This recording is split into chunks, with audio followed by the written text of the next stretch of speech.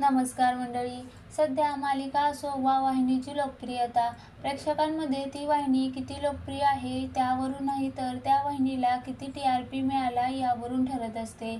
या आठवड्याचे TRP rating नुकतेच जाहीर करण्यात आले. कोणती वाहिनी आघाडीवर, कोणती पिछाडीवर, चला तर मग जाणून घेऊया.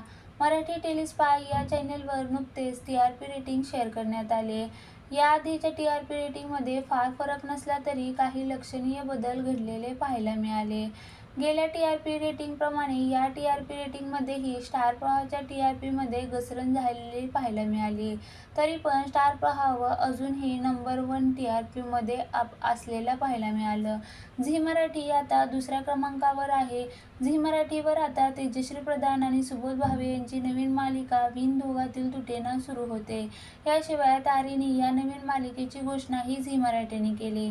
झी मराठीला टक्कर देण्यासाठी स्टार प्रवाहने नुकताच लपंडाव या मालिकेची घोषणा केली.